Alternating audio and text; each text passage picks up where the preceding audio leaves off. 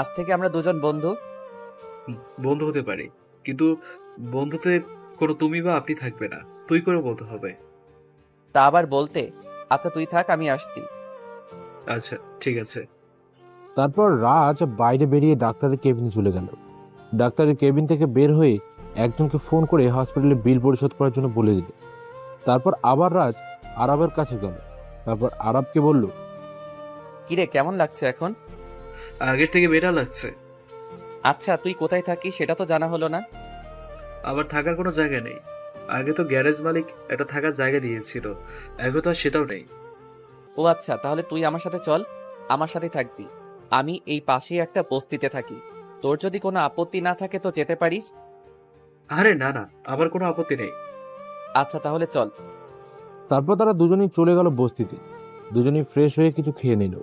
তারপর রাজ আরবকে বলল, আচ্ছা তুই লেখাপড়া জানিস?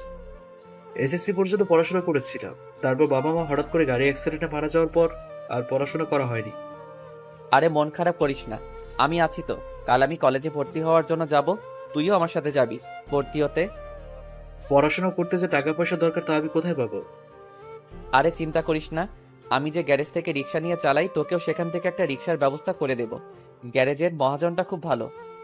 তুই আমার অনেক বড় উপকার করলি রে দোস্ত। তোর এই উপকারের ঋণ আমি কখনো শোধ করতে পারবো না। বন্ধুত্বের মধ্যে কোনো ঋণ থাকে না, বুঝলি গাদা? যা এবার ঘুমিয়ে পড়, কাল সকালে আবার কলেজে যেতে হবে তো। তারপর আরব চলে গেল। পরদিন সকালে কলেজের গেট দিয়ে ঢুকতেই পরের দিন সকালে আরব আর রাজ কলেজের উদ্দেশ্যে রওনা দিল। কলেজে প্রবেশ করে লাইব্রেরির দিকে হেঁটে যাচ্ছিল, তখন পেছন থেকে মেয়েলি কণ্ঠে কেউ বলতে শুরু করলো, দেখ দেখ রিয়া, কলেজে দুটো ক্ষেত ভর্তি হয়েছে। কি শ্রী, দেখলে গা গিনগিন করে। পোশাক আশাকের শ্রী দেখেছিস? মনে হচ্ছে নর্দমা থেকে উঠে এসেছে। ছি, একদম কলেজের পরিবেশটাই নষ্ট করে দিল ক্ষেত দুইটা। দাঁড়া, ওদের সাথে একটু মজা করে নিই। এটা বলে পেছন থেকে রিয়া তাদের ডাকতে শুরু করলো, কিন্তু ওরা সেদিকে কান না দিয়ে সোজা হাঁটতে লাগলো। কিন্তু বেশি দূরে যেতে পারলো না। হঠাৎ করে রিয়া তার দলবল সহ ওদের সামনে চলে আসলো, আর এসেই ঠাস করে রাজের গালে চড় মারলো। তাদেরকে আরব তো ভয়ে চুপসে গেছে, কারণ রিয়া যে পরিমাণ রেগে আছে তাতে যে কেউই ভয় পাবে। ছোট লোকের বাচ্চা, তোদের এত বড় সাহস যে আমি ডাকার পরেও আমার কথা না শুনে চলে যাচ্ছিস? সরি আপু, আমরা শুনতে পাইনি। আরবের কথা শুনে রিয়া আরবকেও ঠাস করে চড় মেরে বলতে লাগলো, কুত্তার বাচ্চা, শুনতে পাসনি না? আমার সাথে মিথ্যা বলার সাহস তোকে কে দিয়েছে? এই কলেজে এমন কেউ নেই যে আমার কথার অবাধ্য হয়। আর তোরা একে তো অবাধ্য হয়েছিস, আবার মিথ্যাও বলছিস। এর শাস্তি তো তোদের ভোগ করতেই হবে। প্লিজ আপু, আমাদের ভুল হয়ে গেছে, আমাদেরকে যেতে দিন প্লিজ, না হলে আমাদের দেরি হয়ে যাবে আপু। বিশালের কথা শুনে তো রিয়া এবার আরো খেপে যায়। তাই রিয়া রাজের গালে ঠাস করে আবার চড় বসিয়ে দিল। তারপর বলতে লাগলো, তোকে একবার চর মেরেছি, তাতে তোর হয়নি, আবার আমার মুখে মুখে কথা বলছিস। তোরা দুজনেই এখন তোদের গায়ের শার্ট খুলে পুরো কলেজ খালি গায়ে হাঁটবি। প্লিজ আপু, এমনটা করবেন না আমাদের সাথে, আজকের মতো আমাদের ছেড়ে দিন, আর কখনো এমন ভুল হবে না। ওই, বেশি কথা বললে শুধু শর্ট প্যান্ট পরিয়ে পুরো কলেজে হাঁটাবো, বুঝেছিস? এবার কি করবি তা তুই ভেবে দেখ। তারপর রাজ আর আরব গায়ের শার্ট খুলে পুরো কলেজে হাঁটতে শুরু করলো। ওদের দিকে সবাই হাসাহাসি করছে। তারা পুরো কলেজ একবার হেঁটে মাথা নিচু করে চলে গেল। এরপর আরবকে ভর্তি করিয়ে ক্লাসে যাচ্ছিল, তখন পেছন থেকে স্যার ডাক দিলেন। তারা দুজনেই স্যারের কাছে চলে গেল। জি স্যার, কিছু কি বলবেন? তোমাদের সাথে আজ ওরা যা করলো, তারপরে তোমরা কিছুই বললে না কেন? আমি সবটা দেখেছি, তোমরা এর প্রতিবাদ করলে না কেন? আমাদের মতো রাস্তার ছেলেরা কি করেই বা প্রতিবাদ করবে স্যার? ওরা কত বড় লোক, কত ক্ষমতা ওদের। ওদের সাথে ঝামেলা করলে এতে আমাদের উপর ওদের অত্যাচার আরো বেড়ে যাবে, তাই কিছু বলতে পারি না। কিন্তু তাই বলে এইভাবে সবকিছু মুখ বুঝে সহ্য করবে? কি আর করব স্যার, এছাড়া যে কিছুই করার নেই, কারণ তা না হলে আমাদের সব স্বপ্নগুলো মাটির সাথে মিশে যাবে। আচ্ছা ঠিক আছে, আমি আর কিছু বলবো না। তোমরা যেটা ভালো মনে করো সেটাই করো, কেমন? এটা বলেই স্যার চলে গেল। তারাও সেখান থেকে ক্লাসে চলে গেল, কিন্তু ক্লাসে কোনো বেঞ্চ খালি নেই। শুধু পেছনে একটা বেঞ্চ আর সামনে একটা বেঞ্চ খালি আছে। ওরা আর কিছু না ভেবে সামনে বেঞ্চে বসে পড়ল। কিন্তু সেটা যে তাদের কত বড় ভুল ছিল তা কিছুক্ষণ পরেই বুঝতে পারল। ক্লাসরুমে তারা ক্লাস করছিল, তখন দেখলো রিয়া আর ওর বান্ধবীরা ক্লাসে প্রবেশ করলো। কিন্তু রিয়া কেমন করে যেন রাজের দিকে রাগী চোখে তাকিয়ে আছে। ওর চোখ দুটো রক্তের মতো লাল হয়ে গেছে, কিন্তু কিছু না বলে গিয়ে পেছনের বেঞ্চে বসে পড়ল। ক্লাস শেষ হতেই রিয়া তার বান্ধবীদের নিয়ে রাজ আর আরবের সামনে চলে এলো। দুজনের জামার কলার ধরে টানতে টানতে ক্লাসের বাইরে নিয়ে গেল। কুত্তার বাচ্চা, তোদের সাহস তো কম না। তোদের সাহস কি করে হয় সামনের বেঞ্চে বসার? আপু, আমরা তো বেঞ্চ খালি আছে বলে বসেছিলাম। রাজ কথা বলায় রিয়া রাজকে ঠাস করে চড় মারল। জানোয়ারের বাচ্চা, আবার মুখে মুখে কথা বলিস? তোকে তো আজ আমি। রিয়া, এইসব কি হচ্ছে এখানে? ওদের কি করেছে? তুমি মারছো কেন ওদের? এই জানোয়ারের বাচ্চাদের সাহস কি করে হয় সামনের বেঞ্চে বসার? রিয়ার কথা শুনে স্যার রিয়ার গালে ঠাস করে চড় বসিয়ে দিল আর বলতে লাগলো, বেয়াদব মেয়ে, শিক্ষকের সাথে কি করে কথা বলতে হয় তাও জানো না? যাও এখান থেকে। রিয়ার আগে ফুসতে ফুসতে চলে গেল। আর যাবার সময় রাজ আর আরবের দিকে রাগি চোখে তাকিয়ে চলে গেল। তোমাদেরকে কি আর বলবো, যাও তোমরা। তবে রাজ, তুমি আমার সাথে আজকে দেখা করেছিও একবার। ওকে স্যার, ঠিক আছে। তারপর তারা দুজনেই বস্তিতে চলে গেল। আরব বলল, এই মেয়েটা কে রে? কোন মেয়েটা? আরে কলেজের ওই মেয়েটা। ও, আমি যতদূর জানি ওর বাবা আমাদের এই এলাকার ওসি। ওর বাবা ওসি বলে মেয়েটা অনেক খারাপ কাজও করে বেড়ায়। শুনেছি মেয়েটা নাকি ড্রাগসের বিজনেসও করে। কি বলছিস তুই এইসব? আমি যেটা জানি তাই বললাম। আর ওদের কাছ থেকে সবসময় দূরে দূরে থাকবি। এরপর তারা দুজনই ফ্রেশ হয়ে কিছু খেয়ে ঘুমিয়ে পড়ল। ঘুম ভাঙলো ফোনের আওয়াজে। রাজ ফোনটা হাতে নিয়ে দেখলো তার মা ফোন করেছে। ফোন রিসিভ করে রাজ হ্যালো বলতেই ওপাশ থেকে কান্নার আওয়াজ ভেসে আসলো। রাজ বুঝতে পারলো তার মা তার জন্য কান্না করছে। আসলে সন্তান যতই খারাপ হোক না কেন, মা কখনো সন্তানকে দূরে ঠেলে দিতে পারে না। মা, তুমি কাঁদছো? কেঁদো না মা। তুমি কাঁদলে যে আমার কষ্ট হয় মা। তুমি জানো না আমি তোমার চোখের পানি সহ্য করতে পারি না। তুই কেমন আছিস বাবা? ভালো আছি মা। তোমরা কেমন আছো? বাবা কেমন আছে? আমরা ভালো আছি। তোর বাবাও ভালো আছে। তুই ফিরে আয় বাবা। তোকে ছাড়া বাড়িতে কেমন যেন খালি খালি লাগে। আমিও তো চাই মা তোমাদের কাছে ফিরে আসতে, কিন্তু আমি যে তা পারবো না। আমাকে যে বাবার কথা রাখতেই হবে মা। তা না হলে যে আমি বাবার কাছে সারা জীবন অপরাধী হয়ে থাকবো। ঠিক আছে বাবা, তুই ভালো থাকিস আর শরীরের যত্ন নিস। মা। তারপর ফোন কেটে দিয়ে আরবকে ঘুম থেকে জাগিয়ে বাইরে বেরিয়ে পড়লো গ্যারেজের উদ্দেশ্যে। সেখানে গিয়ে গ্যারেজের মালিকের সাথে কথা বলে আরবের জন্য রিক্সার ব্যবস্থা করে দিল। তারপর বাইরে কিছুক্ষণ ঘোরাফেরা করে আবার বস্তিতে ফিরে এলো। আর ওদিকে জান, কি করো তুমি? এই তো জানো, বাসায় বসে বসে তোমার কথাই ভাবছিলাম। আচ্ছা, তাই নাকি? তা খেয়েছো? তুমি খেয়েছো? হুম। এভাবে আরো কিছু সময় কথা বলে ফোন রেখে দিল রিয়া। রিয়ার এমন আরো 2 থেকে 3 জন বিএফ আছে, কিন্তু তা ওর বিএফরা কেউই জানে না, কারণ রিয়া ওদের কাউকে জানতেই দেয়নি। পরের দিন সকালবেলা কলেজে যেতে। পরের দিন রাজের থেকে আরব একটু আগেই কলেজে গেছে। রাজ কলেজে গিয়ে দেখতে পেল রিয়া আর তার বান্ধবীরা মিলে আরবের সাথে কি নিয়ে যেন কথা বলছে। রাজ একটু সামনে এগিয়ে গেল। রিয়া রাজকে দেখে বলল, ওই খ্যাত, এদিকে আয়। রাজ ধীর পায়ে ওদের কাছে চলে গেল। তারপর, এই শোন, আজকে তোরা দুজনে এই কলেজের যে কোনো দুটি মেয়েকে কিস করবি। রাজ আর আরব তো রিয়ার কথা শুনে চোখ বড় বড় করে রিয়ার দিকে তাকিয়ে রইল। আর রিয়ার বান্ধবীরা তো রিয়ার কথা শুনে হাসতে লাগলো। হঠাৎ, কিরে ওই কুত্তার বাচ্চা, কথা শুনতে পাসনি? কি বলেছি আমি? আমার কথা না শুনলে আজ তোদের এমন অবস্থা করব ভাবতেও পারবি না। ও, বুঝতে পেরেছি, এভাবে হবে না। ওই হিয়া, ধর তো দুটাকে। এটা বলে ওরা দুজনই ওদের দিকে এগোতে লাগলো। সাথে সাথে রাজ রিয়াকে আর আরব হিয়াকে ধরে ওদের ঠোঁটে কিস করতে লাগলো। রিয়া আর হিয়া ছাড়ানোর অনেক চেষ্টা করছে, কিন্তু পারছে না। প্রায় 5 মিনিট পর ছেড়ে দিল ওদের দুজনকে। হিয়া তো কেঁদে দিয়েছে, আর রিয়া রাগে রাজের কলার চেপে ধরলো। কুত্তার বাচ্চা ছোট লোক, তোর এত বড় সাহস যে তুই আমাকে কিস করিস? তোকে তো আজ আমি। আরে আপনি তো বললেন কলেজের যে কোনো মেয়েকে কিস করতে। তাই বলে তুই আমাকে? কেন, আপনি মেয়ে না? না আপনার কোনো সমস্যা আছে? রাজের এমন কথা শুনে রিয়া আরো রেগে বলল, তোকে আমি ছাড়বো না, তোকে আমি দেখে নেব। এই বলে রিয়া তার বান্ধবীদের নিয়ে কলেজ থেকে বের হয়ে গেল। রাজ আর আরব দুজনে ক্লাস করছিল। এমন সময় কিছু গাড়ি কলেজের ভিতরে প্রবেশ করলো। গাড়িগুলো কলেজের গেট পেরিয়ে মাঠে এসে থামলো। প্রায় 50টা গাড়ি। হঠাৎ একটা ছেলে ক্লাসে ঢুকে রাজের কলা ধরে টানতে টানতে মাঠের মধ্যে নিয়ে গেল। রাজ কিছু বলল না। ছেলেটা রাজকে নিয়ে রিয়ার পায়ের কাছে ধাক্কা দিয়ে ফেলে দিল। রিয়া রাজের বুকের ওপর পাড়া দিয়ে ধরেছে। এত জোরেই ধরেছে যে রাজের শ্বাস নিতে কষ্ট হচ্ছে। তোর বাচ্চা, তোর এত বড় সাহস যে তুই আমার শরীরে টাচ করিস, আজ আমার মুখের ওপর কথাও বলিস। আজ তোকে বোঝাবো এই রিয়ার মুখের ওপর কথা বলার পরিণাম। এটা বলে রাজকে মাঠ থেকে তুললো।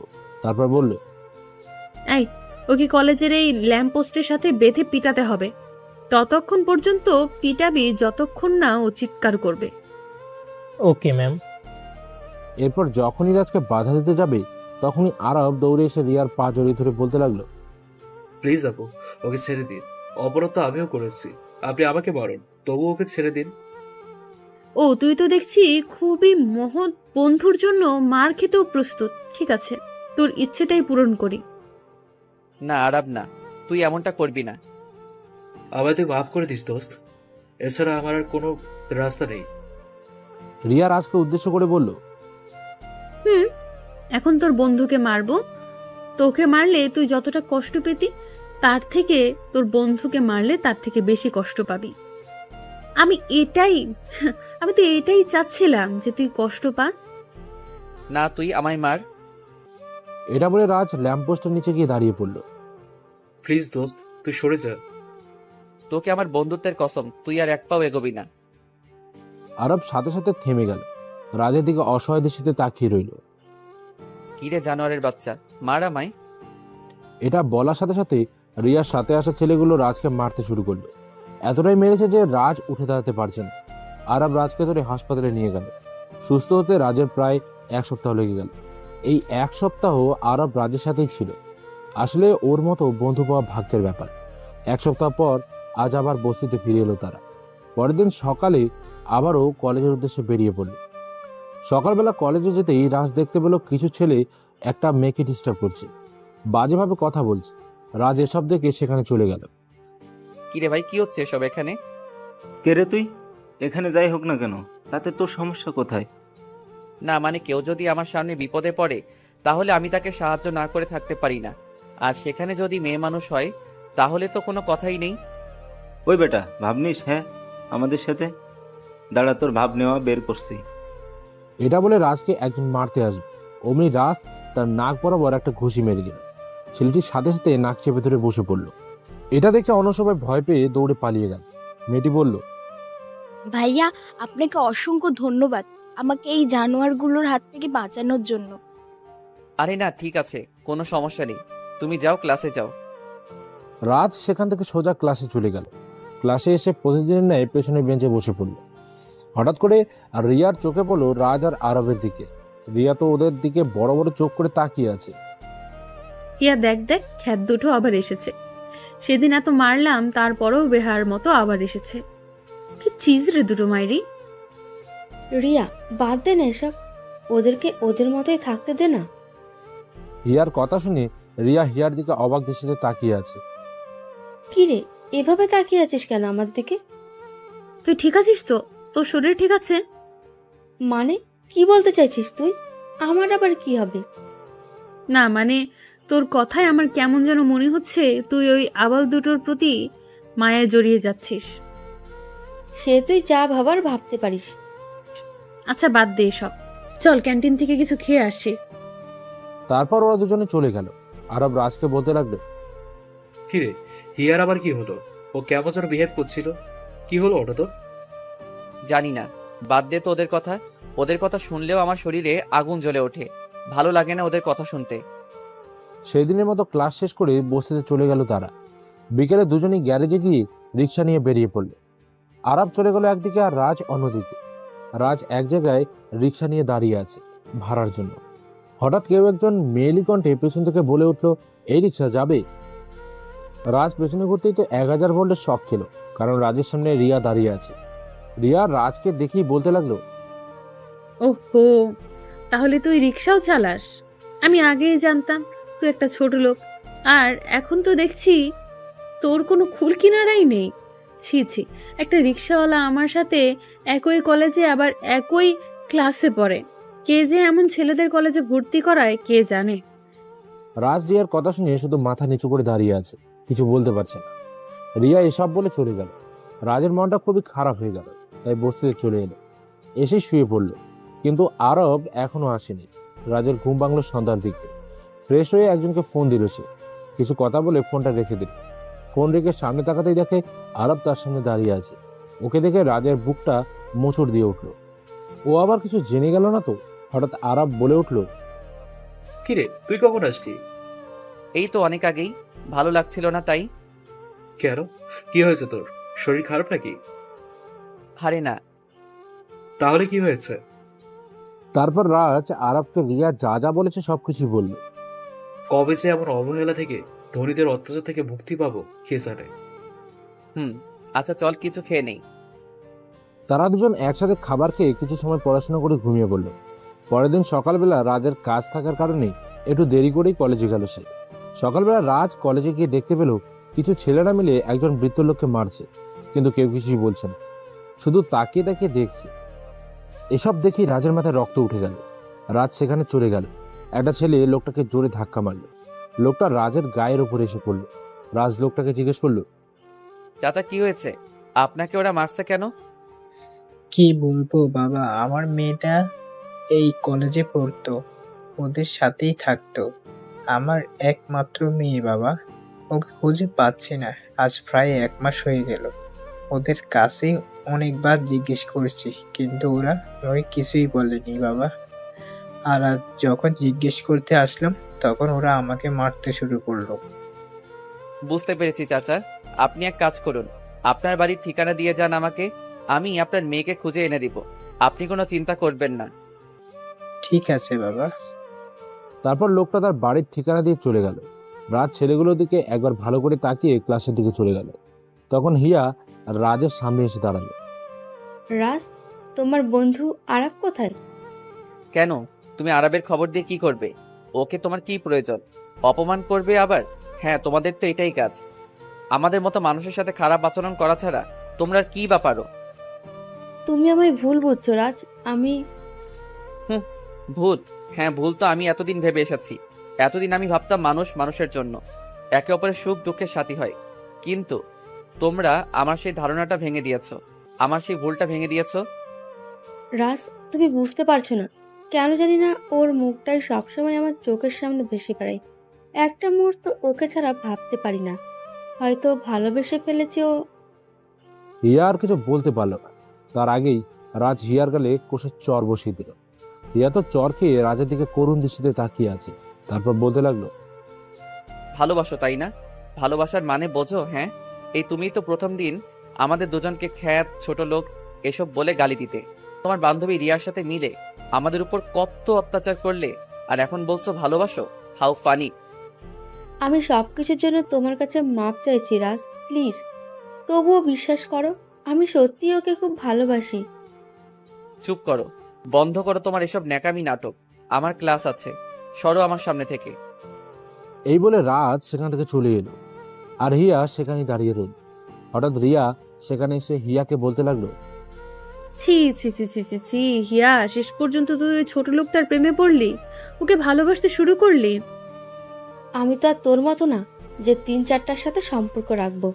আমি ওকে ভালোবাসি, আর ওকে নিয়ে বাকিটা জীবন চলবো ভেবেছি।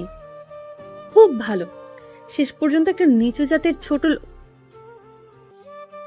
রিয়া আর কিছু বলার আগেই হিয়া রিয়ার গালে চর বসিয়ে দেয় আর বলতে লাগে, তুই ভালোবাসার কি বুঝবি? তোর তো একটা দিয়ে হয় না, তাই তো 3-4টার সাথে সম্পর্ক করিস। কিন্তু মনে রাখিস, এমন একদিন আসবে যেদিন এই তুই একটু ভালোবাসার ভিক্ষা চাইবি, কিন্তু পাবি না। সেদিন তুই বুঝতে পারবি যে ভালোবাসা কি। হিয়া, তুই যাই বলিস না কেন, চরটা মেরে তুই ঠিক করলি না রে। এর জন্য তোকে অনেক মূল্য দিতে হবে। তুই যা পারিস কর গিয়ে, আমাকে ভয় দেখাতে আসিস না। হিয়া সেখান থেকে চলে গেল।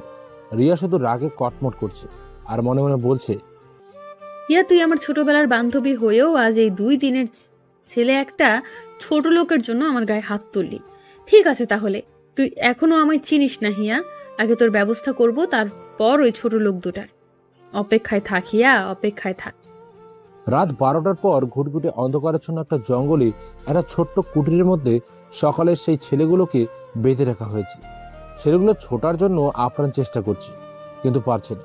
রাজ ধীরে ধীরে কুটিরের ভেতরে প্রবেশ করলো।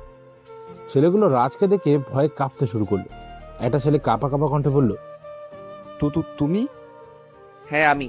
কুত্তার বাচ্চা চেয়েছিলাম এইসব রাস্তা ছেড়ে দিব, কিন্তু তোদের মতো কিছু মানুষরূপী পশুর কারণে সেটা আর হবে না। এবার বল, ওই বৃদ্ধ লোকটার মেয়ে কোথায়? আমরা কিছু জানি না, আমাদেরকে ছেড়ে দাও। ছেড়ে দেব? হাসালি তোরা আমায়। আমি কি তোদেরকে এখানে মজা করার জন্য ধরে এনেছি যে বললি আর অমনি ছেড়ে দিলাম? এখনো ভালোই ভালোই বলছি, বল মেয়েটা কোথায়? ছেলেটা রাজকে জোর গলায় বলল, বলছি না জানি না, তারপর বারবার কেন জিজ্ঞাসা করছিস? আমাদেরকে ছেড়ে দে, নইলে কিন্তু ভালো হবে না। আমার বাবা কিন্তু মন্ত্রী, আমার কিছু হয়ে গেলে তুই বাঁচতে পারবি না। তুই জঙ্গলে সিংহকে ভয় দেখাচ্ছিস? তোর বাপ যেই হোক না কেন, তাতে আমার কিচ্ছু যায় আসে না। ভালোই ভালোই বলছি, বলে দে মেয়েটা কোথায়। বলবো না, তোর যা করার করে নে। ছেলেটার কথা শুনে রাজের মাথায় রক্ত উঠে গেল। রাজ শিমুলকে ডাক দিল। শিমুল রাজের ডাক শুনে রাজের সামনে আসলো। তারপর, হ্যাঁ ভাই বলো, কিছু করতে হবে কি? ওদের মুখ থেকে সত্যি কথা বের করার চেষ্টা কর। কোথায় রেখেছে মেয়েটাকে? আরে তুই একটা মেয়ের খোঁজ নিয়ে কি করবি? আরো অনেক মেয়ে আছে, তুই কাউকেই বাঁচাতে পারবি না, কাউকে না। আরো অনেক মেয়ে আছে মানে? কি বলতে চাইছিস তুই? ছেলেটা রাজের কথায় মুচকে হাসলো। তারপর বলল, আরো অনেক মেয়েকে আমরা আমাদের জালে ফাঁসিয়ে অন্য দেশে পাচার করেছি, এতে আমরা অনেক টাকা পাই। এই তোর লজ্জা করে না? নিজের দেশের মেয়েদের টাকার বিনিময়ে অন্য দেশে বিক্রি করে দিস। লজ্জা? সেটা তো আমাদের থাকতে নেই, আমাদের শুধু টাকা চাই, শুধু টাকা। হা হা হা। ছেলেটার কথা শুনে রাগে ক্ষোভে রাজ ছেলেটার বুকে বরাবর একটা লাথি মারল। ছেলেটা অনেক দূরে ছিটকে পড়ল। শিমুল, ওদের এমন টর্চার করবি যাতে মুখ খুলতে বাধ্য হয়? আমার মনে হচ্ছে ওরা শুধু চুনপটি। নিশ্চয়ই এর পিছনে অন্য কারোর হাত আছে। হয়তো এদের অনেক বড় র্যাকেট আছে, যা দেশের বিভিন্ন জায়গায় ছড়িয়ে ছিটিয়ে আছে। তাই এমন অবস্থা করবি যাতে ওরা মুখ খুলতে বাধ্য হয়। ওকে ভাই, আমি দেখছি, এই নিয়ে আপনাকে ভাবতে হবে না। ওকে ঠিক আছে। রাজ সেখান থেকে চলে গেল। পরের দিন কলেজে গিয়ে দেখতে পেল হিয়া বসে আছে বট গাছের নিচে। রাজ হিয়ার কাছে গেল। হিয়া রাজকে দেখে একটু অবাকই হলো। রাজ হিয়াকে জিজ্ঞেস করলো, কি ব্যাপার, তুমি এখানে বসে আছো যে? তাও আবার একা একা? তোমার বান্ধবী কোথায়? ওর কথা আর বলো না আমায়, ও একটা খারাপ মেয়ে। এমন কোনো খারাপ কাজ নেই যে সে করে না, তাই সব সম্পর্ক শেষ করে দিয়েছি ওর সাথে। ও ভালো করেছো, চলো ক্লাসে যাই। চলো। কিন্তু কিন্তু কি? আরাব কোথায়? ওকে তো দেখছি না। আমি এখানে। তুই কখন আসলি? এই তো কিছুক্ষণ আগে। আর এসে তোদের কথা শুনছিলাম। তবে হিয়া কাজটা ঠিক করেছে, রিয়ার সাথে সম্পর্ক শেষ করে। চল ক্লাসে যাই। এরপর তারা তিনজনই ক্লাসের দিকে চলে গেল। ক্লাসে হিয়া আর আরব পুরো ক্লাস দুজন দুজনের দিকে তাকিয়েছিল। সেদিনের মতো ক্লাস শেষ করে তারা যে যার গন্তব্যে চলে গেল। আরব রাজকে বলল, দোস্ত তুই যা, আমি একটু পরে আসছি। তুই আবার কোথায় যাবি? এই একটু কাজ আছে, কাজটা শেষ হলে চলে আসবো। ওকে। রাজ সেখান থেকে চলে এলো বস্তিতে। আর অন্যদিকে আরব জিহানের গলা চেপে ধরল আর বলতে লাগলো, ওই শুয়োরের বাচ্চা, তোদের সবাইকে আমি টাকা দিয়ে পুষে রেখেছি কি এজন্য? হ্যাঁ, তোরা থাকতে ওদেরকে কিভাবে কিডন্যাপ করে নিয়ে গেল? হ্যাঁ? জিহান কিছু বলতে পারছে না, তার নিঃশ্বাস যেন বন্ধ হয়ে আসছে। আরব জিহানের গলা ছেড়ে দিতেই জিহান কাঁদতে শুরু করলো। তারপর বলতে লাগলো, ভাই বিশ্বাস করুন, ওদেরকে তুলে নিয়ে গেছে তা আমরা জানতাম না। ওদেরকে বাইরে থেকে কিডন্যাপ করা হয়েছে, তাই আমরা কিছুই করতে পারিনি ভাই, আমাদের মাফ করে দিন। দুদিনের মধ্যে আমি ওদের লাশ চাই। জি হ্যাঁ, লাশ। তা না হলে আমি তোদের একটা একটা করে খুন করে ফেলবো। ওরা আমার ব্যাপারে মুখ খোলার আগে ওদেরকে আমার রাস্তা থেকে সরিয়ে দে। ওকে ভাই, ঠিক আছে, আমি দেখছি। এরপর আরব সেখান থেকে চলে গেল বস্তিতে। রাজ আরবকে দেখে একটু অবাকই হলো, কারণ আরবকে কেমন যেন একটু বিচলিত দেখা যাচ্ছে। তাই রাজ আরবকে বলল, কি রে, কোথায় ছিলি তুই? আর তোকে এমন দেখাচ্ছে কেন? কি হয়েছে তোর? না, কিছু হয়নি। আচ্ছা যা ফ্রেশ হয়ে নে। তারপর ফ্রেশ হয়ে এসে দুজনে একসঙ্গে খেয়ে যে যার রুমে গিয়ে শুয়ে পড়ল। পরের দিন সকালবেলা টিভিতে নিউজ দেখাচ্ছে আনুমানিক আজ রাত 12:30টার দিকে মন্ত্রী আশরাফ খুন হন। কে বা কারা খুন করেছেন তা এখনো পর্যন্ত জানা যায়নি। অন্যদিকে রিয়া তার অন্য বয়ফ্রেন্ডের সাথে ঘুরতে এসেছে। ছেলেটার নাম বিধান। দুজনের একদম কাছে বসে আছে। আর দুর্ভাগ্যবশত সেখানে থাকে রাকিব যাচ্ছিল। রাকিবের এসব দেখে তো মাথায় রাগ উঠে গেল। কি ভাবছেন রাকিব এখানে গিয়ে রিয়ার সাথে সম্পর্ক নষ্ট করবে? না, রাকিবের মানে তো অন্য কিছু ঘুরপাক খাচ্ছে। হঠাৎ রাকিব দেখতে পেল তারই বন্ধু বিশাল দূরে দাঁড়িয়ে রিয়া আর বিধানের কর্মকাণ্ড দেখছে আর রাগে কটমট করছে। রাকিব বুঝতে পারে যে তার মানে বিশালের সাথেও রিয়ার কোনো না কোনো সম্পর্ক নিশ্চয়ই আছে। তাই রাকিব বিশালের কাছে গিয়ে বিশালকে টেনে একপাশে নিয়ে আসে। বিশাল তো রাকিবকে দেখে অবাক হয়ে যায়। অবাক হয়ে জিজ্ঞেস করে, রাকিব দোস্ত তুই? আমি ছেড়ে দে দোস্ত, ওকে আমি আজ খুন করব। মানে কেন খুন করবি ওকে? কি ক্ষতি করেছে ও তোর? ও আমার মন নিয়ে খেলেছে, এর ফল তো ওকে ভোগ করতেই হবে। হ্যাঁ তুই ঠিক বলেছিস, এর ফল ওকে ভোগ করতেই হবে। ও আমার সাথেও ভালোবাসার মিথ্যে অভিনয় করেছে, কিন্তু ও জানে না যে ও কত বড় ভুল করেছে। এখানে দাঁড়া, আমাদের এই সাথে ওই ছেলেটাকেও সঙ্গী করতে হবে, না হলে ওর জীবনটাও শেষ করে দেবে। কিছুক্ষণ পর রিয়া চলে গেল। রিয়া যেতেই ওরা দুজনে বিধানের কাছে গেল আর সব কিছু খুলে বলল। সব শুনে তো বিধানের মাথা পুরোই গরম হয়ে যায়। বিধান পারলে তো রিয়াকে এখনই মেরে ফেলে, কিন্তু রাকিব বিধানকে বাধা দিল। শোনো বিধান, ও আমাদের 3 জনের সাথে ভালোবাসা নিয়ে খেলা করেছে, তাই এর হিসাব আমরা 3 জন ওর কাছ থেকে সুদে আসলে উসুল করব। হ্যাঁ ঠিক বলেছ তুমি, ওর এমন অবস্থা করব বেঁচে থাকতে ওর ঘৃণা হবে। ওকে এখন চলো এখান থেকে। এরপর ওরা 3 জন যে যার বাড়ির উদ্দেশ্যে রওনা দেয়, কিন্তু আড়াল থেকে কেউ একজন ওদের সব কথা শুনে ফেলে। তারপর একটা মুচকে হাসি দিয়ে কাউকে ফোন করে 3 জনের ওপরেই নজর রাখতে বলে। রিয়া বিকেলে তার রুমের ব্যালকনিতে বসে বসে চা খাচ্ছে। এটা তার অনেক দিনের অভ্যাস। চা খাচ্ছে রিয়া। হঠাৎ করে তার ফোনের রিংটনটা বেজে উঠল। ফোনের দিকে তাকিয়ে দেখলো বিশাল ফোন করেছে। রিয়া একটা মুচকে হাসি দিল, তারপর ফোনটা রিসিভ করলো। ফোন রিসিভ করে আহ্লাদি সুরে বলল, হ্যাঁ বাবু বলো, আমার বাবুটা বুঝি আমাকে খুব মিস করছে? হ্যাঁ জান, খুব মিস করছি তোমায়। চলে আসো না জান, আজ না আমাদের বাড়িতে কেউ নেই, প্লিজ চলে এসো না প্লিজ। আরে কি বলছো তুমি? তোমার বাড়িতে আমি কিভাবে যাব? তুমি যদি না আসো তাহলে বুঝবো তুমি আমাকে ভালোবাসো না। রিয়া বিশালের কথা শুনে থতমত খেয়ে যায়, কারণ রিয়া তো জানে বিশাল যে কথাটা বলছে তা সত্যি, যে রিয়া বিশালকে কেন কাউকেই ভালোবাসেনি, শুধু টাইম পাস। কিন্তু যদি আজকে না যায় তাহলে বিশাল হাতছাড়া হয়ে যাবে। তাই রিয়া সিদ্ধান্ত নেয় সে যাবে। আচ্ছা ঠিক আছে আমি আসবো, কিন্তু বেশি সময় থাকতে পারবো না। রিয়ার কথায় বিশাল মনে মনে বলে, আমারও বেশি সময় লাগবে না বেঈমান। হঠাৎ রিয়ার কথায় ধ্যান ভেঙে যায় বিশালের। কি হলো, কথা বলছো না কেন? আমি কিন্তু বেশি সময় থাকতে পারবো না। আচ্ছা ঠিক আছে, তবে একটা জিনিস চাইবো তোমার কাছে। আমার কাছে আবার কি চাইবে তুমি? তোমাকে না কালো শাড়িতে খুব সুন্দর লাগে, প্লিজ একটা কালো শাড়ি পরে এসো জান। আচ্ছা ঠিক আছে। এই বলে রিয়া ফোন কেটে দেয়। আর ওদিকে বিশাল একটা শয়তানি হাসি দেয়। তারপর রাকিব আর বিধানকে ফোন করে আসতে বলে দেয়। এদিকে ভাই ওরা 3 জন মনে হয় রিয়া ভাবির কোনো ক্ষতি করবে, তাই আজ বিশাল তার বাড়িতে রিয়া ভাবিকে ডেকেছে। তুই ওদের উপর নজর রাখ, আমি আসছি। ওকে ভাই ঠিক আছে। রিয়া বিশালদের বাড়িতে এসে দরজার সামনে দাঁড়ালো আর কলিং বেল বাজাতেই বিশাল এসে দরজা খুলে দিল। রিয়া ভেতরে ঢুকে দেখে বাড়িটা একদমই ফাঁকা, কেউ নেই। বিশাল দরজা খুলে সোজা রুমে চলে গেল। রিয়াও পিছন পিছন তার রুমে চলে যায়, কিন্তু রুমে গিয়ে দেখে রুমটা পুরো অন্ধকার। রিয়া বিশালকে ডাকতে থাকে, বিশাল, এই বিশাল, কোথায় তুমি? এই দেখো, আমার কিন্তু এসব মজা একদম ভালো লাগছে না, আমি চলে যাব কিন্তু। বলে রিয়া দরজার দিকে পা বাড়ায়। হঠাৎ দরজা বন্ধ হয়ে যায়। রিয়ার মনে এবার ভয় ঢুকে যায়। যতই জেদি আর সাহসী হোক না কেন, মেয়ে তো, এমন অবস্থায় ভয় তো লাগবেই। দেখো বিশাল, মজা করো না, আমার কিন্তু ভয় করছে। তাই নাকি? তোমার আবার ভয়ও আছে? মজার ব্যাপার। বলে বিশাল হাসতে থাকে। মানে কি বলতে চাচ্ছ তুমি? হঠাৎ রুমের লাইট জ্বলে উঠল রিয়া যেন প্রাণ ফিরে পেল। কিন্তু সামনে তাকাতেই যা দেখলো তাতে তার মাথায় আকাশ ভেঙে পড়ল। রিয়া দেখে তার সামনে রাকিব, বিধান আর বিশাল দাঁড়িয়ে আছে, আর রাগে তাদের চোখ লাল হয়ে আছে। রিয়া ওদের দেখেই বুঝতে পারে যে তার কপালে খারাপ আছে। তো তোমরা? হ্যাঁ, আমরা। কেন, কি মনে করেছিলে তুমি আমাদের নিয়ে খেলবে আর আমরা জানতেও পারবো না? আজ আমাদের সাথে করা অভিনয়ের প্রতিশোধ নেব আমরা।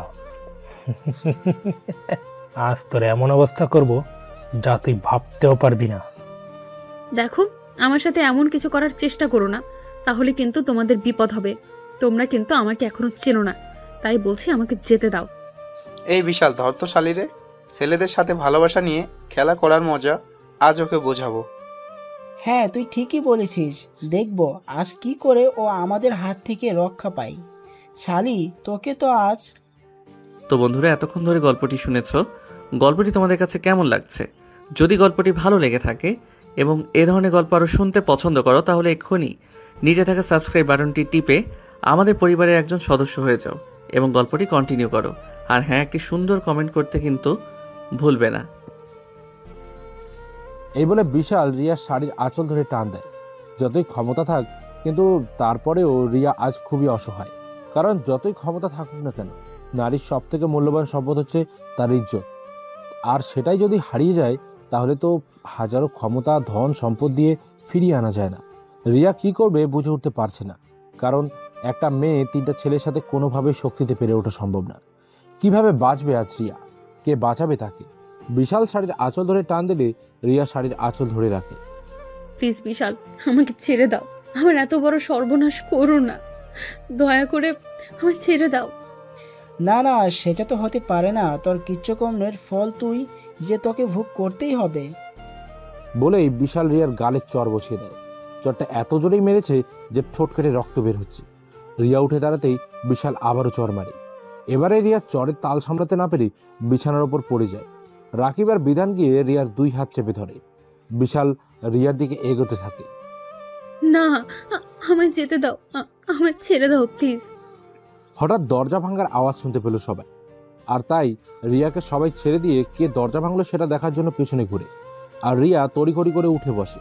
রিয়াও সামনের দিকে তাকিয়ে 1000 ভোল্টের শক খেল। রিয়া ভাবতেও পারছে না যে এখানে কিভাবে এলো। রিয়া এত অবাক হওয়ার কারণ হচ্ছে তাদের সামনে রাজ দাঁড়িয়ে আছে, আর তার পাশে শিমুল এবং রাজের লোকজনও আছে। রাজ বলতে শুরু করে, তোদের লজ্জা করে না? কাপুরুষের মতো 3 জন মিলে একটা মেয়ের সাথে জোর জবরদস্তি করছিস। যদি পুরুষ হয়ে থাকিস তাহলে পারলে আমার সাথে লড়াই কর। ওই বেটা, কে রে তুই? হ্যাঁ, কে রে তুই? তোর সাহস কি করে হলো এখানে আসার? তুই আমাদের এখনো চিনিস না। কারা তোরা? আর আমার কাউকে চিনতে হয় না, কারণ আমি যেখানে যাই সেখানকার মানুষই আমাকে চিনে নেয়, কারণ সেই জায়গাটাই আমার হয়ে যায়। তাই বলছি, বাঁচতে চাইলে এখান থেকে চলে যা। ওই, তোরা ওর সাথে শুধু শুধু পেঁচাল পারিস কেন? ধর ওকে, শালা অতিরিক্ত কথা বলে। হ্যাঁ, 10 শালারে। বলেই যেই না রাজকে মারতে যাবে, অমনি রাজ ওদের 3 জনকে মেরে আধমরা করে ফেলেছে। এরপর রাজ রিয়ার কাছে গিয়ে রিয়ার গালে 2 চর বসিয়ে দিল। রিয়া গালে হাত দিয়ে রাজের দিকে করুণ দৃষ্টিতে তাকিয়ে আছে। তোমাকে মেয়ে ভাবতেও আমার ঘৃণা হয়। একটা দিয়ে হয় না, তাই না? 3 জন লাগে। আরে এর থেকে পতিতালয়ের পতিতারা অনেক ভালো। ওরা যার সাথে মেলামেশা করে মন থেকে করে। আর তুমি? ছি শিমুল। জি ভাই, বলুন। ওকে ওর বাড়িতে নিয়ে যা। রাজের এমন কথা শুনে রিয়া আর কান্না আটকাতে পারল না।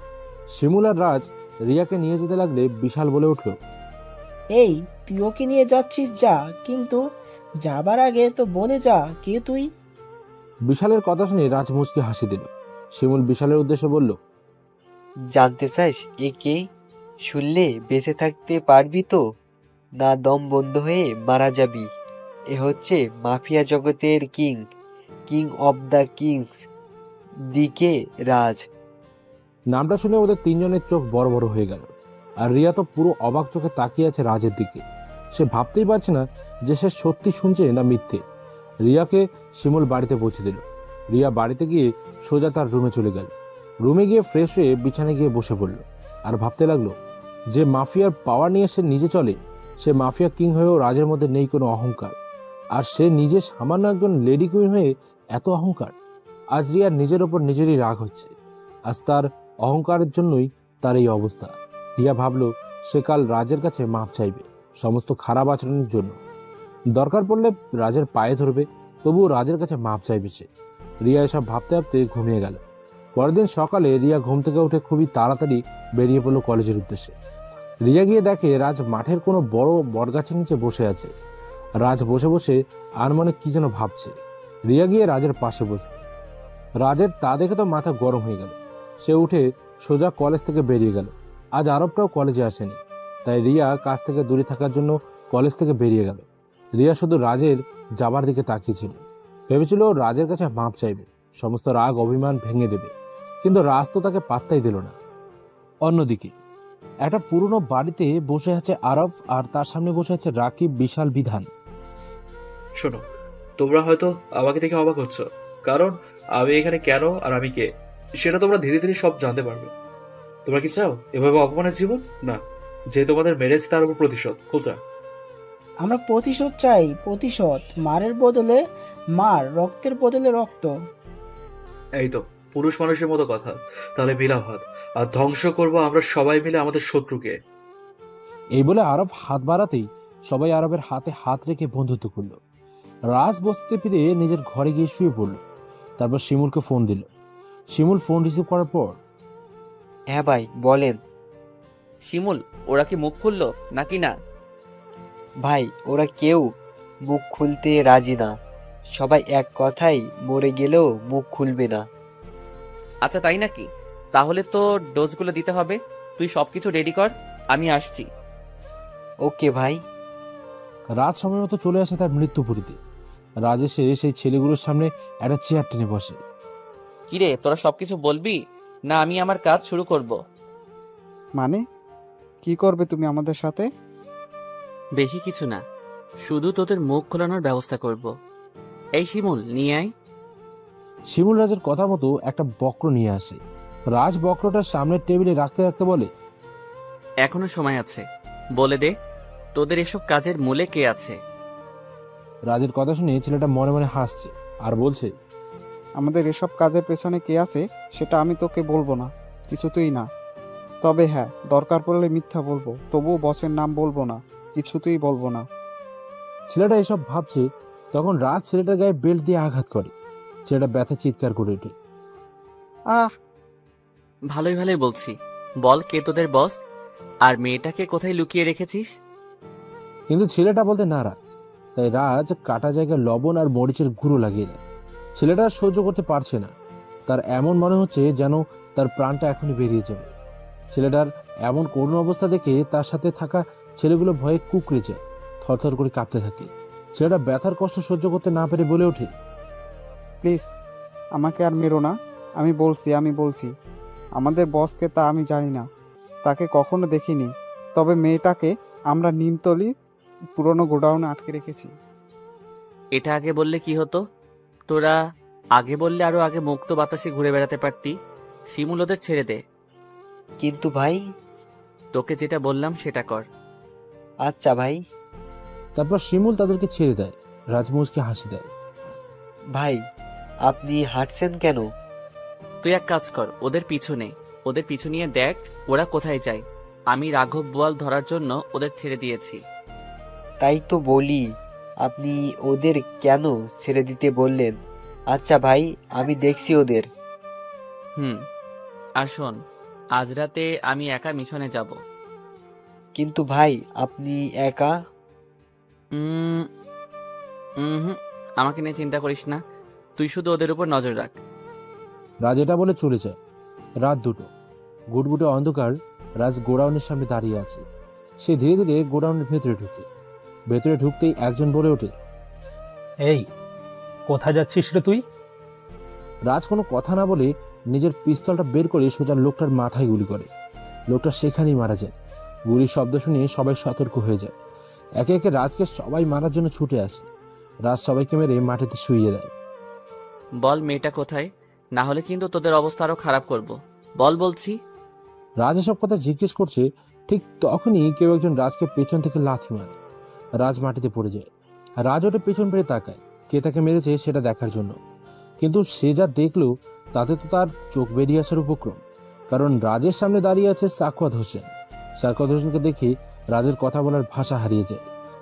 তার মানে তুমি এসব কিছু করছো? রাজের কথা শুনে সাখাওয়াত হোসেন মুচকি হাসে, যে হাসিতে লুকিয়ে আছে অনেক রহস্য, কিন্তু রাজ সেটা বুঝতেও পারে না। হ্যাঁ, আমি করেছি এসব, আমি। আর এখন তোকে মেরে ফেলবো। তুই না জেনে শুনে বাঘের গর্তে পা দিয়েছিস। জানিস তো, বাঘের গর্তে পা দিলে সেখান থেকে আর জীবিত ফিরে যাওয়া যায় না। তোর কথা শুনে আমার খুব হাসি পাচ্ছে। তুই আমায় মারবি? আগে নিজে তো বেঁচে দেখা। কে বাঁচে কে মরে সেটা একটু পরেই দেখতে পাবি। এ তোরা দাঁড়িয়ে কি দেখছিস? মার শালাকে। সাখাওয়াত হোসেনের কথা মতো যেই না সবাই রাজকে মারতে যাবে, ঠিক তখনই চারদিক থেকে বৃষ্টির মতো গুলি এসে সাখাওয়াত হোসেন সহ সবার কপাল ভেদ করে বেরিয়ে যায়। সবাই সেখানেই মারা যায়। ঘটনার আকস্মিকতায় রাজও অবাক, কারণ এখানে তো সে একা এসেছে। তাহলে রাজ এসব ভাবছে, তখনই শিমুল এসে বলে, ভাই আপনি ঠিক আছেন তো? হ্যাঁ, আমি ঠিক আছি, কিন্তু তুই এখানে কেন? তোকে না বললাম ওদের পিছু নিতে? রাজের কথা শুনে শিমুল মাথা নিচু করে ফেলে। কি করবে কিচ্ছু বুঝতে পারছে না। কি হলো, কথা বলছিস না কেন? আসলে ভাই আসলে কি? আসলে ভাই আমি ওদের পিছু নিয়েছিলাম, কিন্তু হঠাৎ করে কোথা থেকে একটা গাড়ি এসে ওদের উঠিয়ে নিয়ে যায়। আর গাড়িটা কিছু দূর যেতেই বেল্লাস্ট হয়ে যায়, আর সবাই আগুনে পুড়ে মারা যায়। ও নো, কি বলছিস তুই এটা?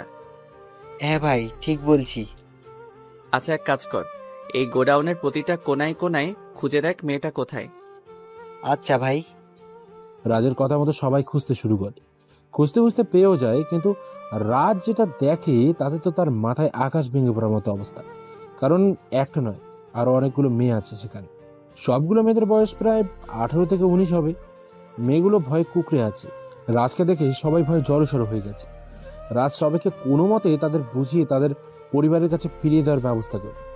রাজ সে বৃদ্ধ লোকটার মেয়েকেও তার বাড়িতে পৌঁছে দেয়। এরপর রাজ তার ঘরে ফিরে আসে। রাজকে ঘরে ফিরে আসতে দেখে কেউ একজন আড়াল থেকে রাগে থরথর করে কাঁপছে। চোখ দিয়ে যেন আগুনের ফুলকি বেরোচ্ছে, আর মনে মনে বলছে, এর সত্য আমি তুলবই, তোর রক্ত দিয়ে আমি হোলি খেলবো, হোলি। রাজ রুমে গিয়ে ঘুমিয়ে পড়ে। সকালবেলা রাজ আর আরব বেরিয়ে পড়ে কলেজের উদ্দেশ্যে। তারা গিয়ে বড় বট গাছের নিচে বসে পড়ে। আরব আর রাজ বসে বসে গল্প করছে। তখনই রিয়া সেখানে উপস্থিত হয়। রিয়াকে দেখে রাজের রাগ উঠে যায়। তাও রাজ কিছু না বলে চুপচাপ বসেই আছে। রিয়া রাজের পাশে বসে পড়ল। রিয়া বসা মাত্রই রাজ উঠে গেল।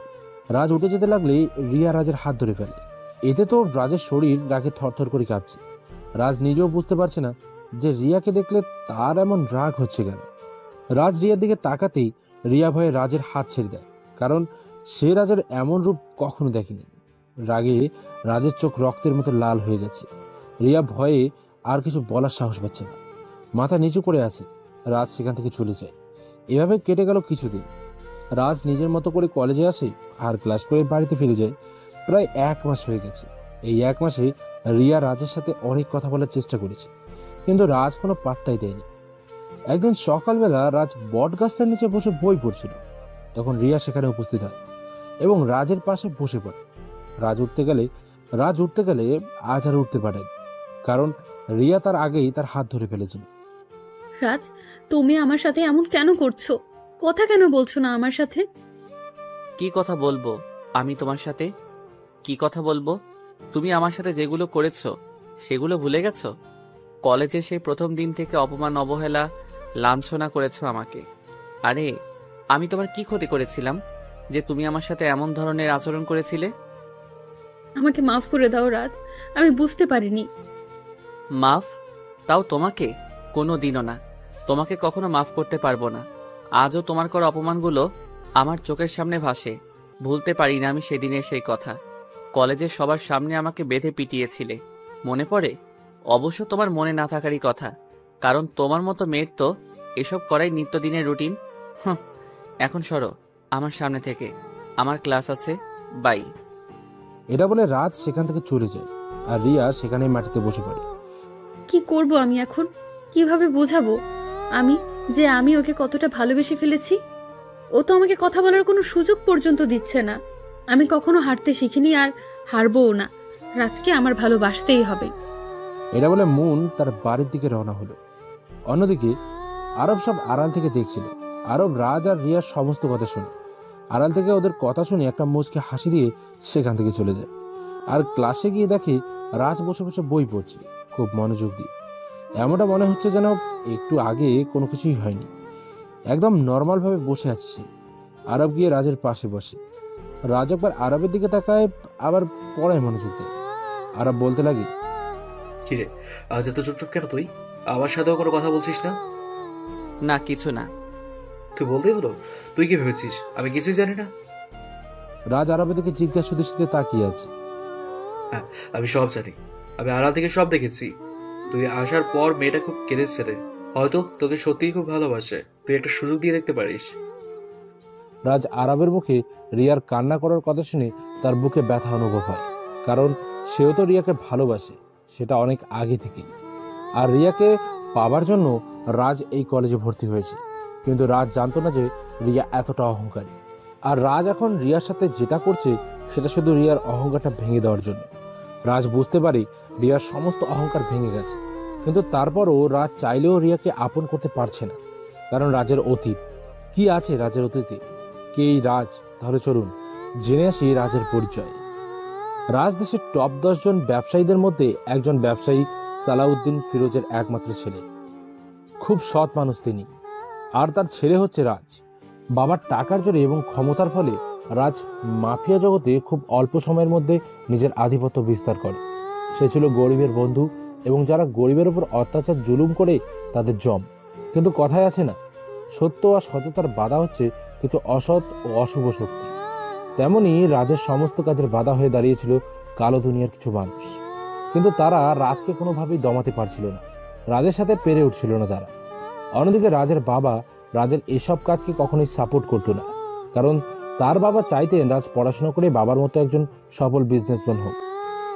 তাই তার বাবা তাকে সবসময় এ নিয়ে অনেক বোঝাতেন আর বকাঝকাও করতেন। কিন্তু রাজের একটাই কথা, সে এসব কাজ কখনোই ছাড়তে পারবে না। এভাবেই চলছিল তাদের জীবন। কিন্তু হঠাৎ, ভাইয়া ভাইয়া ওঠ বলছি, ওঠ ভাইয়া, মা রাখছে তোকে, ওঠ তাড়াতাড়ি। রাজ ঘুমের মধ্যে হাই দিতে দিতে মায়াকে বলে, এই তুই যা তো এখান থেকে, একটু ঘুমাতে দে। মা তোমার ছেলে, ওঠ। মায়া আর কিছু বলার আগেই রাজ মায়ের মুখ চেপে ধরে। কিছু সময় পর রাজ মায়ের মুখ ছেড়ে দেয়। মায়া ছাড়া পেয়ে বড় একটা নিঃশ্বাস নিয়ে রাজকে উদুম কালানি শুরু করে। আরে ওই পেতনি থাম, এত মারছিস কেন আমায়? আরে শান্ত, কেন? আপনি জানেন না আপনাকে কেন মারছে? তুই আমার মুখ চেপে দৌড়লি কেন কুত্তা? বলে আবার মারতে শুরু করলাম ভাইয়াকে। বোন থাম থাম, আর মানিস না আমায়। আজ তোকে অনেকগুলো চকলেট কিনে দেব, কেমন? আমি জানি আমার বোনটা চকলেট খুব পছন্দ করে, তাই থিওরিটা ইউজ করলাম। তার মানে আমার ভাই জানে যে আমি চকলেট খুব পছন্দ করি, আর তাই আমাকে চকলেটের লোভ দেখিয়ে বেঁচে যেতে চাইছে। এই যা, ডাইনিটা বুঝে ফেলেছে যে আমি ওর থেকে বাঁচার জন্য ওকে চকলেটের লোভ দেখাচ্ছি। যাক, আজকের মতো মাফ করে দিলাম, কিন্তু যদি আমার চকলেট না পাই তাহলে? আমি মায়ার গাল টেনে দিয়ে বললাম, আনবো। এখন যা একটু ঘুমাতে দে বইন। তার মানে তুই উঠবি না? না, ঘুম পাচ্ছে। বলেই রাজ আবার ঘুমিয়ে পড়ে। রাজ ভেবেছে মায়া হয়তো চলে গেছে, কিন্তু না। কিছু সময় পর রাজ বিছানা থেকে লাফ দিয়ে উঠে বসে। সে পাশে তাকিয়ে দেখে মায়া একটা বালতি নিয়ে দাঁড়িয়ে আছে। আসলে মায়া রাজের গায়ে পানি ঢেলে দিয়েছে। রাজ মায়ার দিকে রাগি চোখে তাকায়। মায়া একটা ভেঙচি কেটে দৌড়ে চলে যায়। রাজ বেচারা আর কি বা করবে, একমাত্র বোন একটু তো দুষ্টুমি করবেই। তাই সে আর কিছু না ভেবে ফ্রেশ হয়ে নেয় আর নিচে চলে যায় নাস্তা করতে। নাস্তা করে মায়াকে নিয়ে বেরিয়ে পড়ে কলেজের উদ্দেশ্যে। মায়া আর রাজ একই কলেজে পড়ে। রাজ মায়াকে ক্লাসে রেখে নিজের ক্লাসে চলে যায়। রাজ ক্লাস করছিল, হঠাৎ তার চোখ পড়ে মাঠের মাঝে। সে দেখতে পায় কলেজের বাইরে কিছু ছেলেরা মিলে মায়াকে ডিস্টার্ব করছে। এটা দেখে রাজের মাথা পুরো বিগড়ে যায়। রাজ সেখানে যায়, গিয়ে বলে, এই এখানে কি হচ্ছে? একটা ছেলে বলে ওঠে, এই বেটা, তা কি তোকে কৈফিয়ত দিতে হবে নাকি? বোনটা যেহেতু আমার, সেহেতু আমাকেই বলতে হবে। ও তার মানে তুই ওর ভাই। তো শালা বাবু, তোমার বোনকে আমার কাছে দিয়ে দাও না, আমি একটু দেখি। এটা শুনে রাজের মাথায় রক্ত উঠে গেল। তারপরও রাজ মায়ার হাত ধরে বলল, বোন চল বাড়ি চলে যাই। এটা বলে আমি মায়াকে নিয়ে হাঁটা ধরলাম, কিন্তু সেই ছেলেগুলোর মধ্যে একজন মায়ার হাত ধরে রেখেছে। এটা দেখে নিজেকে আর কন্ট্রোল করতে পারলাম না। আমি জানি ভাইয়া কেমন, সে চেয়েছিল কোনো ঝামেলায় না জড়াতে, তাই সে আমাকে নিয়ে চলে যেতে চেয়েছিল। কিন্তু এই ছেলেগুলো এবার আমার হাত ধরেছে, ভোগ করেছে, এতে ওদের মৃত্যু নিশ্চিত। আমি ছেলেটার বুক বরাবর একটা লাথি মারলাম। ছেলেটা কিছুটা দূরে গিয়ে ছিটকে পড়ল। ছেলেটা আবার সোজা হয়ে দাঁড়িয়ে বলল, তুই সব থেকে বড় ভুল করেছিস আমাকে মেরে। এবার তোকে যে এর ফল বুক করতেই হবে। এই তোরা দাঁড়িয়ে দাঁড়িয়ে কি দেখেছিস, মার ওকে। সঙ্গে সঙ্গে সবাই আমাকে মারার জন্য এগিয়ে এলে সবাইকে এলোপাতাড়ি মারতে শুরু করলাম। কিছু সময়ের মধ্যে কলেজটা একদম নিস্তব্ধ হয়ে গেছে, কারণ আমার লোকজনও কলেজে চলে এসেছে আর আমার লোকেরা ওদের সবাইকে মেরে ফেলেছে, শুধু সেই লিডার ছেলেটা ছাড়া। এই আমাকে ছেড়ে দে, আমি কিন্তু এমপির ছেলে, আমার কিছু হলে তুই বাঁচতে পারবি না। ছেলেটার কথা শুনে তো রাজের মাথা বিগড়ে যায়। এই তুই মনে হচ্ছে আমাকে হুমকি দিচ্ছিস? Very bad. আমাকে কেউ হুমকি দিলে আমি তাকে কখনোই ছেড়ে কথা বলি না, এটা আমার পার্সোনালিটি। এটা বলে রাজ পাশে পড়ে থাকা একটা রড দিয়ে ছেলেটার মাথায় একটা বাড়ি মারে। ছেলেটার মাথা ফেটে রক্ত পড়তে থাকে। ছেলেটা ব্যথায় চিৎকার করছে। কর কর, চিৎকার কর, দেখি আমি তোর গলায় কত জোর আছে। জানোয়ারের বাচ্চা, এত সময় কি যেন বলছিলি? আমি বাঁচতে পারবো না, এবার তোকে কে বাঁচাবে? তবে মরার আগে আমার পরিচয়টা জেনে মর, তাহলে মরার আগে অন্তত জানতে পারবি যে কে তোকে মেরেছে। আমি DK Raj, the gangster of king. ছেলেটা রাজের মুখে এমন কথা শুনে চোখ বড় বড় হয়ে যায়, আর ছেলেটা সেখানে শেষ নিঃশ্বাস ত্যাগ করে।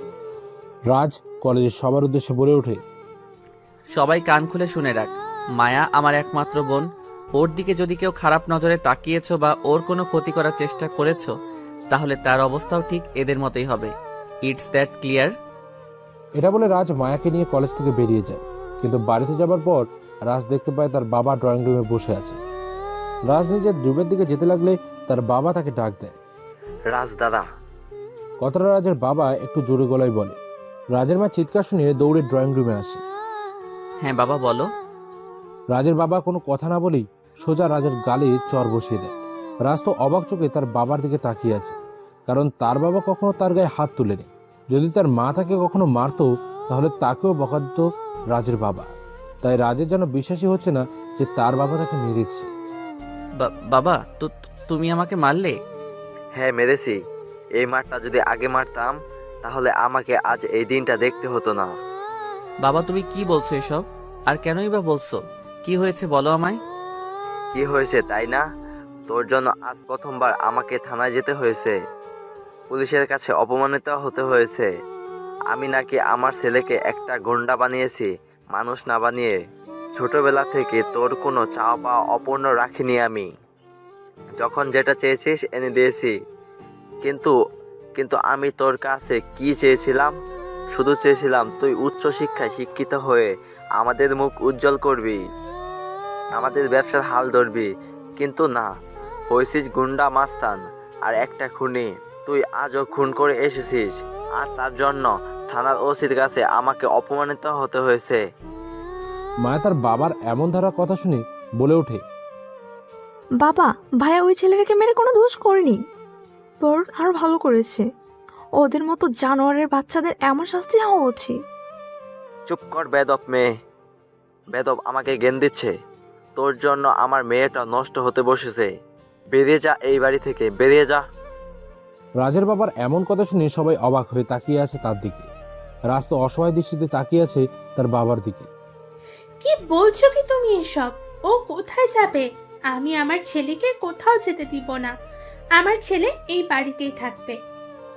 ভাইয়া কোথাও যাবে না, ভাইকে ছাড়া থাকতে পারবো না বাবা, প্লিজ বাবা।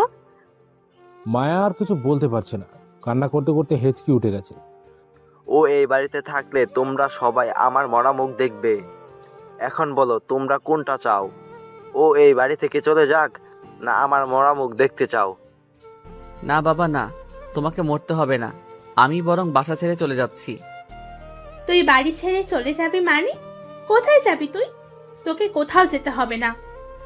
ভাইয়া তুই কোথাও যাস না ভাইয়া, তুই চলে গেলে আমি একা হয়ে যাবো ভাইয়া, আমি থাকতে পারবো না ভাইয়া তোকে ছাড়া। না রে বোন, আমাকে যে যেতেই হবে। হ্যাঁ রে বাবা, ঠিকই বলেছে, আমি নষ্ট হয়ে গেছি, আমি এই বাড়িতে থাকলে তুইও নষ্ট হয়ে যাবি। আমি চলে যাচ্ছি রে বোন, তুই ভালো থাকিস আর ভালোভাবে পড়াশোনা করিস। বাবা মার কথা সবসময় শুনবি, আমার মতো তাদের কথার অবাধ্য হোস না রে। যেদিন মানুষের মতো মানুষ হতে পারবো সেদিনই এই বাড়িতে আসবো, তার আগে না, কারণ তাহলে আমার জন্য বাবাকে আর অপমানিত হতে হবে না। রাজের কথাগুলো শুনে তার বাবার বুকটা কষ্টে ফেটে যাচ্ছে, কিন্তু কিছুই বলতে পারছে না, কারণ সে জানে আজ যদি সে রাজকে বাধা না দেয় তাহলে রাজ আর কোনোদিনও মানুষ হবে না। রাজ এবার তার মায়ের কাছে যায়। মা আমি চলে যাচ্ছি, মা তুমি ভালো থেকো আর নিজের যত্ন নিও। আমাকে নিয়ে ভেবো না মা, আমি মানুষের মতো মানুষ হয়েই তোমাদের কাছে ফিরে আসব। এটা বলে রাজ সেদিনই বাড়ি ছেড়েছিল আর আজও বাড়ি ফেরেনি। রাজ বাড়ি থেকে বের হয়ে রাস্তা দিয়ে হাঁটছিল, তখনই তার চোখ পড়ে কিছু দূরে একজন পরীর ওপর। সে দেখে তাদের মধ্যে একজন খুবই সুন্দর। রাজ প্রথম দেখায় মেয়েটাকে পছন্দ করে ফেলে। সে তার লোক দিয়ে খোঁজ লাগায়, আর পরে মেয়েটা যে কলেজে পড়ে সেই কলেজে সেও ভর্তি হয়, আর সেই মেয়েটাই হচ্ছে রিয়া। রাজ রিয়াকে নিজের করে পাবার জন্য একই কলেজে ভর্তি হলেও সে প্রতিজ্ঞা করেছিল যে সে আগে নিজেকে মানুষের মতো মানুষ করবে, তারপর রিয়াকে নিজের করে নেবে। তাই রাজ না পারছে রিয়াকে কাছে টানতে আর না পারছে দূরে ঠেলে দিতে। এর পরের ঘটনা তো আপনারা জানেনই। বর্তমান রাজ উঠে কলেজের গেটের দিকে গেল। আরব রাজকে জিজ্ঞেস করলো, কিরে কোথায় যাচ্ছিস? বস্তিতে যাচ্ছি, ভালো লাগছে না, তুই ক্লাস কর কেমন? এটা বলে রাজ সেখান থেকে চলে যায়, আর আরব মুচকি হাসে। দিয়েছি তোর মনের মধ্যে ঝড় তোরে। এবার তুই রিয়ার কষ্ট মেনে নিতে না পেরে ওকে আপন করে নিবি, ভালোবাসতে শুরু করবি, আর তখনই আমার দ্বিতীয় চাল চালবো। রাজ বস্তিতে আসে, কিন্তু সে তার মনে কোনো শান্তি পাচ্ছে না। তার মন বিচলিত হয়ে আছে, কি করবে সে কিছুই ভেবে পাচ্ছে না। না, মেয়েটাকে আর কষ্ট দিব না, কালই ওকে কাছে টেনে নিব, আপন করে নিব সারা জীবনের জন্য।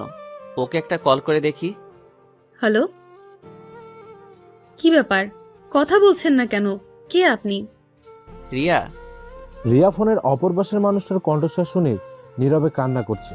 রিয়ার কান্নার আওয়াজ রাজ ভালোভাবেই শুনতে পাচ্ছে। কি হলো, কিছু বলবে না? কেন ফোন দিয়েছো? কাল আমার সাথে একটু দেখা করতে পারবে? কেন? সেটা কাল দেখা হলেই না হয় বলবো, তুমি শুধু কালকে পার্কে চলে এসো। আচ্ছা, আসবো। রাজ ফোনটা কেটে দেয়। রিয়া তো আজ ভীষণ খুশি, রাজ তাকে ডেকেছে আর সে যাবে না, সেটা কি কখনো হয়? পরদিন সকালে রিয়া একটা নীল রঙের শাড়ি পরে খুব সুন্দর করে সাজগোজ করে নেয় রিয়া, কারণ তার প্রিয় মানুষটা আজ তাকে ডেকেছে। রিয়া বাড়ি থেকে বের হয়ে যায়। অন্যদিকে রাজ পার্কে অপেক্ষা করছে রিয়ার জন্য, কিন্তু প্রায় 2 ঘন্টা হয়ে গেছে, কিন্তু রিয়ার আসার কোনো নামগন্ধই নেই।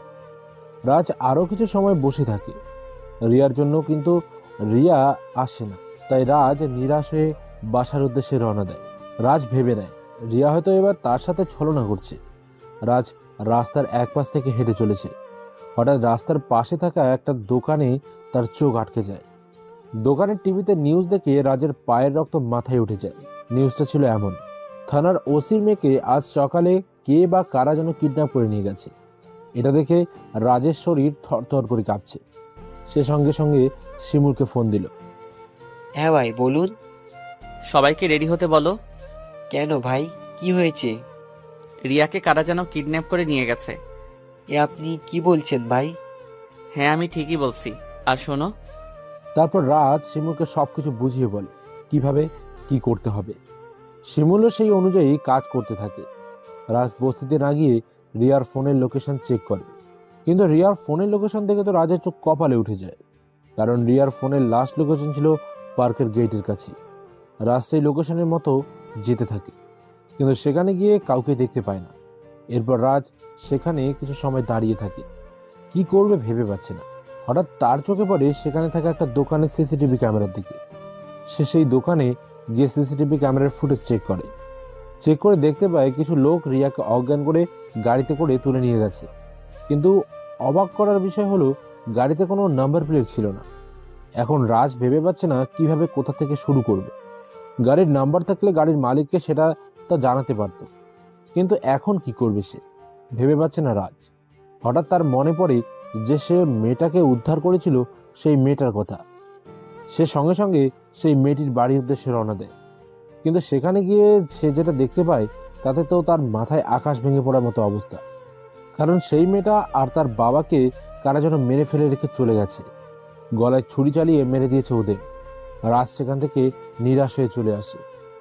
অন্যদিকে রিয়া পিটপিট করে চোখ খুলে সে দেখতে পায় সে একটা অন্ধকার রুমের মধ্যে আছে, কিন্তু রুমের মধ্যে অন্য কেউই নেই। রিয়া ভয়ে কুঁকড়ে যাচ্ছে। হঠাৎ তার রাজের কথা মনে পড়ে। আজ তার রাজের সাথে দেখা করার কথা ছিল, কিন্তু কি থেকে কি হয়ে গেল সব। কারা ওকে এইভাবে তুলে আনলো সেটাই সে বুঝতে পারছে না। রিয়ার চোখ দুটো ভিজে আসছে এইভাবে যে রাজ তাকে নিয়ে কি ভাবছে। এখন রিয়ার খুব কান্না পাচ্ছিল। রাজ বস্তিতে ফিরে যায়। সে ঘরের ভেতরে ঢুকে দেখতে পায় তার বিছানার ওপর একটা ল্যাপটপ রাখা, কিন্তু সে বুঝতে পারছে না কে রেখেছে এটা। রাজ হঠাৎ আরবকে ডাকতে থাকে। আরব, এই আরব, কোথায় তুই? রাজ শুনতে পায় ওয়াশরুম থেকে পানির আওয়াজ আসছে। কিছু সময় পর আরব ওয়াশরুম থেকে বেরিয়ে আসে।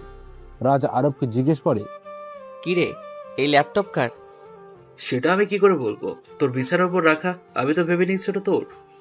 এটা বলে আরব মনে মনে একটা শয়তানি হাসি দেয়। তোর কি মাথা ঠিক আছে? এত দামি জিনিস আমি কোথা থেকে পাবো? সেটা আমি কি জানি, তোর বিছানার উপর তুই জানিস। বলেই আরব বাইরে বেরিয়ে যায়। তুই ভাবতেও পারবি না রাজ, কি হতে চলেছে তোর সাথে। তুই আমার কাছে বাধা দিয়েছিস, তোর জন্য আমার কোটি কোটি টাকা লোকসান হয়েছে। এর সত্য আমি তুলবই, কিন্তু রিয়া মেয়েটা নিজেই নিজের বিপদ ডেকে এনেছে। শুধু একটাই কারণ, সে তোর সাথে নিজের জীবন জড়িয়েছে। আর তোর জীবনের একমাত্র দুর্বলতা হচ্ছে রিয়া, তাই তো ওকে আমি দাবার গুটি বাড়িয়েছি। রাজ ল্যাপটপটা ওপেন করতে একটা ভিডিও দেখতে পায়। ভিডিওতে একজন লোক কথা বলছে। লোকটার মুখ দেখা যাচ্ছে না, কিন্তু রাজ খুব ভালো করেই বুঝতে পারছে যে এটা সেই লোক যে রিয়াকে কিডন্যাপ করেছে। কারণ লোকটার কথা শুনেই তা বোঝা যাচ্ছিল। কথাগুলো ছিল এমন, হাই মিস্টার ডিকে, কি ভাবছো আমি তোমার ছদ্মনাম কিভাবে জানলাম? খুব ইন্টারেস্টিং, তাই না? আচ্ছা, এসব কথা বাদ দেই, কিন্তু আসল কথা যেটা, তোমার খুব কাছের একজন, খুবই প্রিয়, তোমার প্রিয়সী রিয়া এখন আমার কাছে। রেগে যাচ্ছ? রেগে যাওয়ারই স্বাভাবিক ব্যাপার। আবারও রাগ উঠেছিল যখন তুই আমার কাছে নাক গলিয়েছিলি। আমার সমস্ত ধান্দায় তুই বাম হাত দিয়েছিস, তাই তো তোর সব থেকে দুর্বলতাকে আমার কবজায় করেছি। ভাবিস না আমি কিছুই করবো না ওকে, কিন্তু ওর জন্য বিদেশি বড় পার্টি আছে।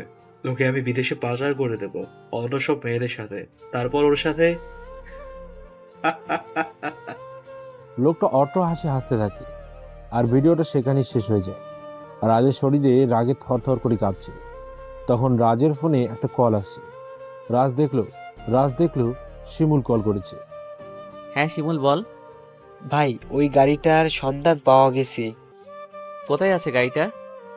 ভাই, গাড়িটার আশেপাশে একটা জঙ্গলে পড়ে আছে, কিন্তু গভীর ভিতরে আমরা একটা কার্ড পেয়েছি, আর সেই কার্ডটা সাওয়াত হোসেনের।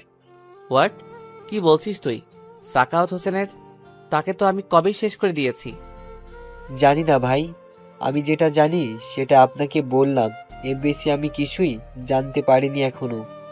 আচ্ছা ঠিক আছে। এটা বলে রাজ ফোন কেটে দিল। মাথায় কাজ করছে না। কে হতে পারে যে সাকাওয়াত হোসেনের গাড়ি দিয়ে এসব কাজ করছে?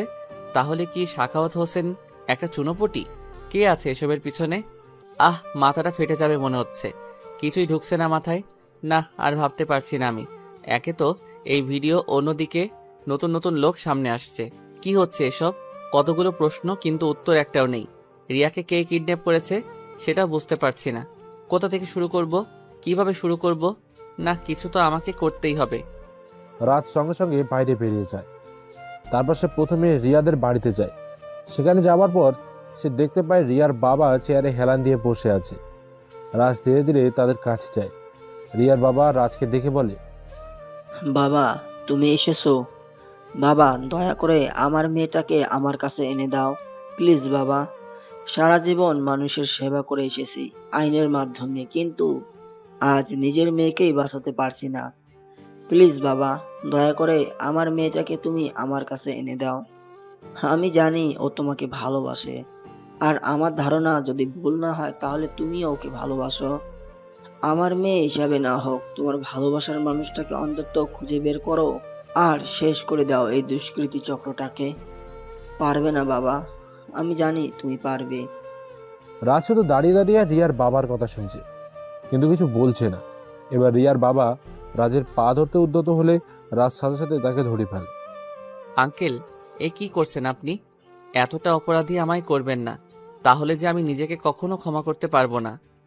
প্লিজ বাবা, আমার মেয়েটা ছাড়া আমার আর কেউ নেই। তুমি শুধু ওকে খুঁজে বের করো আর ধ্বংস করে দাও দুষ্ট লোকদের আড্ডা।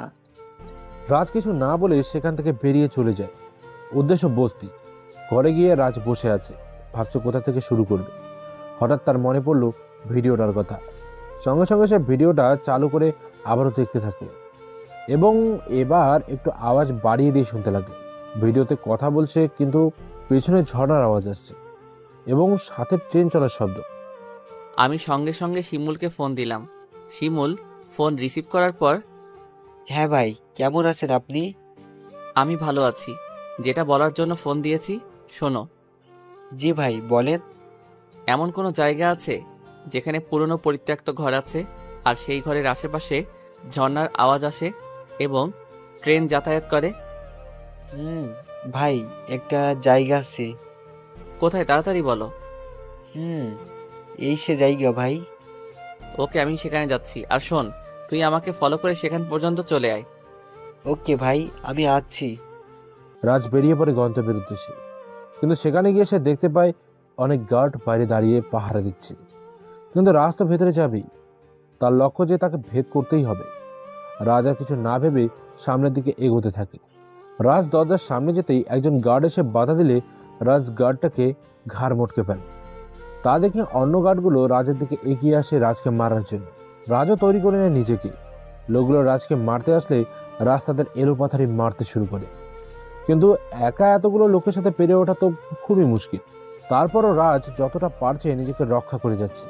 হঠাৎ শিমুলও সবাইকে নিয়ে সেখান থেকে চলে আসে। শিমুলকে দেখে রাজ যেন রক্তচোষা হয়ে উঠেছে। সবাইকে মারতে মারতে দরজা পেরিয়ে ভেতরের দিকে এগোতে থাকে। হঠাৎ রাজের মাথায় কেউ একজন ভারী কিছু দিয়ে জোরে আঘাত করে। সঙ্গে সঙ্গে রাজের মাথা ফেটে রক্ত পড়তে শুরু করে। কি আঘাত করলো সেটা দেখার জন্য রাজ পেছনে ঘুরতেই রাজের চোখ কপালে উঠে গেল, কারণ রাজের পেছনে রাকিব দাঁড়িয়ে আছে, আর সাথে বিধান আর বিশাল। তোরা এখানে কেন? আরে বেটা, আমরা থাকবো না তো কে থাকবে? হ্যাঁ, তুই আমাদের অনেক মেরেছিলি, আর আজ তার শোধ তুলবো আমরা। তোকে আজ মেরে আমরা আমাদের বদলা নেব। জানোয়ারের বাচ্চারা, তোদের সেদিন আমি জীবিত রেখে অনেক বড় ভুল করেছিলাম। আমার বোঝা উচিত ছিল কুকুরের লেজ কখনো সোজা হয় না, আর তোরা হলি কুকুরের থেকেও নিকৃষ্ট।